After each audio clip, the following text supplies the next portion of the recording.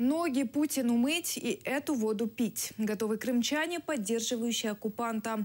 Журналисты провели опрос среди жителей и гостей Симферополя. Сторонники Владимира Путина готовы терпеть так, как велел российский премьер Медведев, и голосовать на сентябрьских выборах в Государственную Думу России за правящую партию.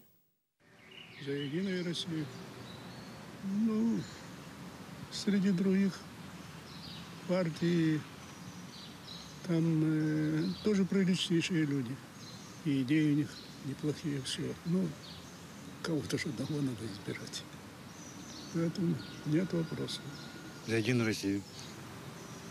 Верю им. Ну, посмотрим, не знаю. Немножко потерпеть, и все будет в порядке. Да, за Единую Россию.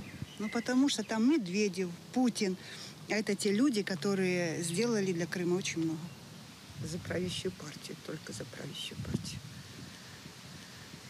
Потому что нам нравится. Потому что мы им считаем обязаны.